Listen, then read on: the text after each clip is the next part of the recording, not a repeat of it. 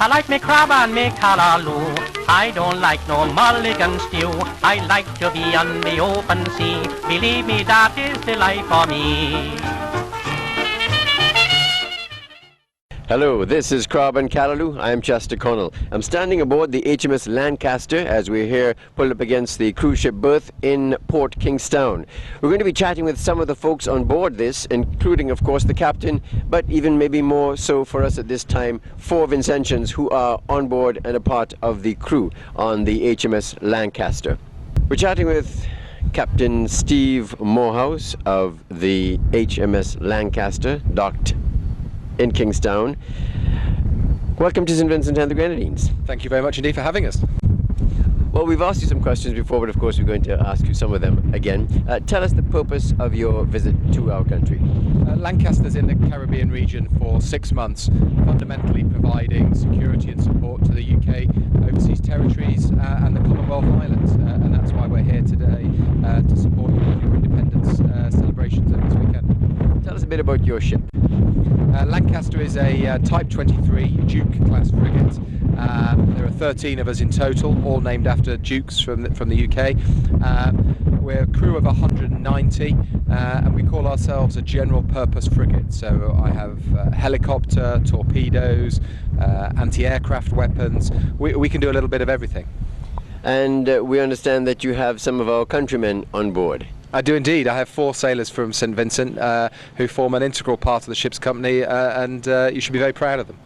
And tell us about the 4 Vincentians. Have they been playing the role that they should be? Are they representing us well? They're all behaving very well. No, they are, as I say, they played a critical part on board the ship, as do the other Commonwealth sailors that I have. The Navy demands the highest standards from all of our sailors, and they more than match that. And the island should be very proud of the people that they have, not just in Lancaster, but across the armed forces as a whole. Of course, the Caribbean hasn't seen war for some time, except in Grenada, of course. Our war now is on drugs, and you play a role in this. Yeah, I mean that's part of the role of the security and support that we're offering to the islands.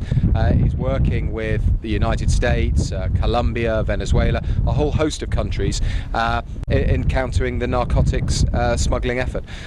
We've been fortunate on this deployment to have 6 interdictions so far, over 2 tons of drugs with a UK street value of in excess of £200 million. So it sounds a huge amount, but there's still more to be done. And part of the reason here this weekend is to liaise with the police authorities and just see what more can be done to make those that want to smuggle drugs in the region think twice. Now you also have some American Coast Guard officers with you. That's right. Part of the policing effort is done in conjunction with the US Coast Guard. So the boarding and the enforcement is all done under their US law. And again, like the sailors from St Vincent, they play a critical and integral part of the ship. Are the St Vincent and the Grenadines Coast Guard involved in any way? We haven't worked specifically with them, but over the process of the weekend we'll be talking to the Coast Guard and getting their feel for patterns of life, where they have interest out at sea, and then when we're in the region over the next few days or so, maybe we'll be able to work together and exchange information between the two of us. Can you tell us anything about the particular interdictions that you made? I know certain information is below board, so to speak. Can you tell us anything about what happened? Yeah, I mean the interdictions follow a fairly standard path. A go-fast vessel, so a speedboat with very high-powered engines, and we're able to interdict them. We have our helicopter on board, armed with 2 snipers, so we offer the vessel the best possible chance to stop through warnings, and if they don't, then ultimately we're in a position to shoot their engines, to stop them in the water, and then using our speedboats from on board Lancaster, we'll send the team away. And that's the general pattern for a boarding of what we call a go-fast. Is that what happened in the 6 occasions? A couple of occasions, that was how we used it. For fishing vessels that go a little bit slower, then obviously the ship, ourselves, we can keep up and send our team away. But normally that overwhelming show of force, be it by the helicopter or armed sailors in the boat, makes smugglers think twice, and they normally stop and become fairly compliant. The British Navy has gone through tremendous changes in various ways. How do you see the British Navy in another, say, 20 years? I think this is a fantastic period for the Royal Navy. We're in one of the biggest building processes that we've seen since the Second World War, with 2 brand new aircraft carriers, new submarines coming. We're looking to confirm the purchase of the frigates that will replace Lancaster, and actually, it's the biggest building process, I say, that the Navy's seen for 30, 40 years. The tonnage of ships in the next 4 or 5 years is going to be at its greatest since about 1960. So the British Navy is aiming at being once again ruler of the seas? Well, I think for an island nation, you must think very, very carefully before you look to reduce or fail to invest in your navy. The UK's always accepted that, and our role here, we're one of the few navies that still operates globally, deploying ships routinely for 6-7 months, and I think that's testament to the investment and the stature that the Navy has around the world.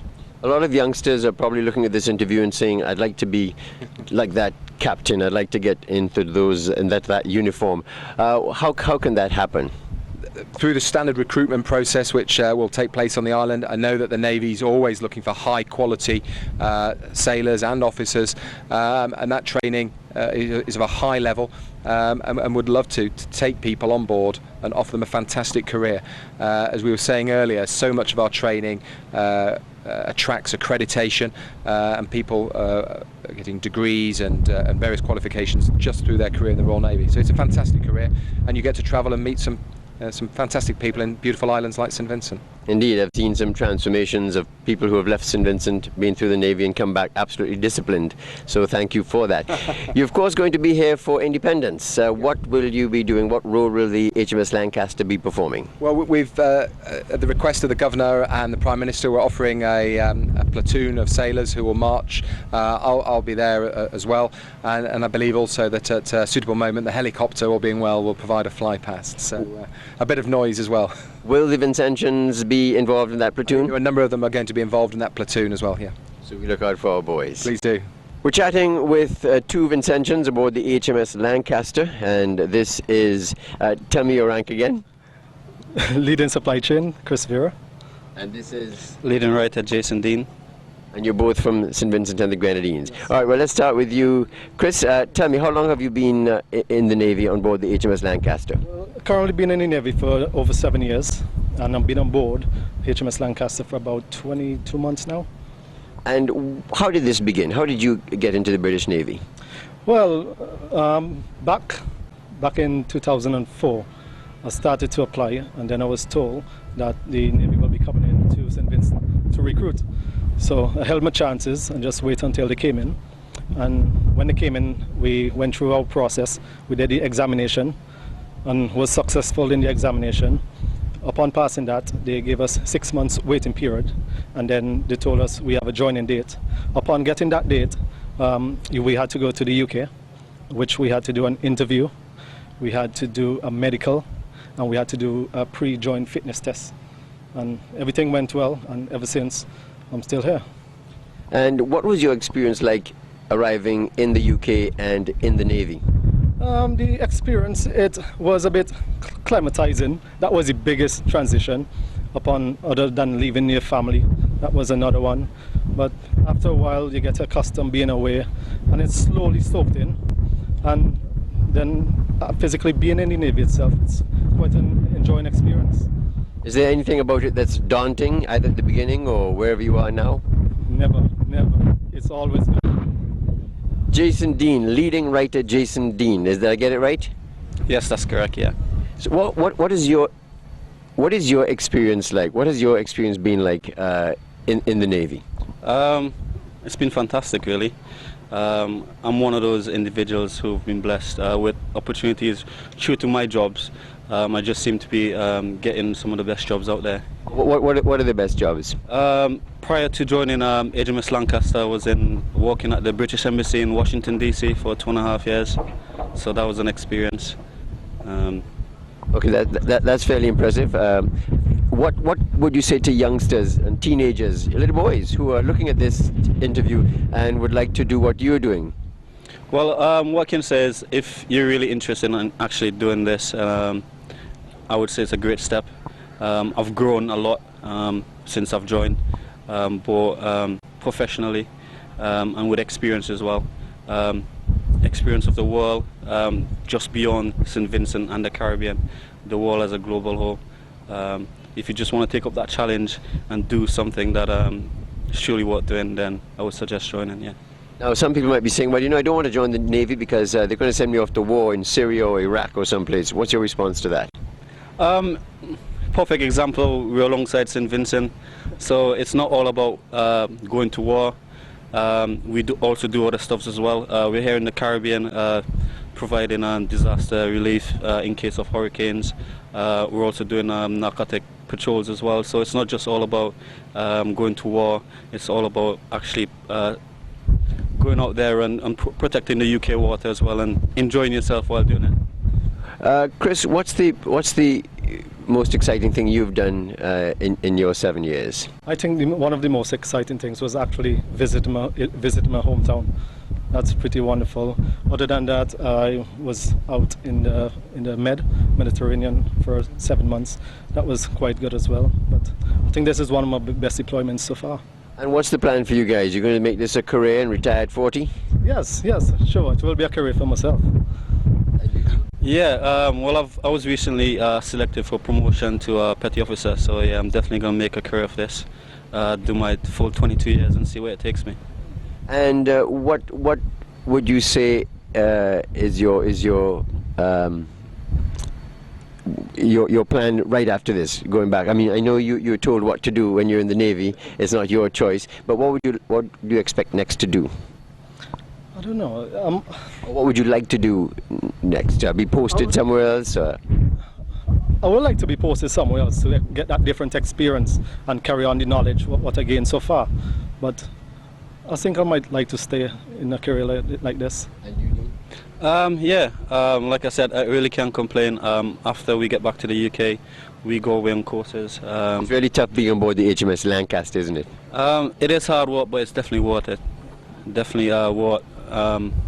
You're away from the UK, you're away from home, but just to have the pleasure and the experience of visiting other countries, you really can't beat that, to be honest. Okay, final question. What is it that you need to be part of the Navy? Do you need to be an A student? Do you need to be tough? What is it that you need to be in the Navy?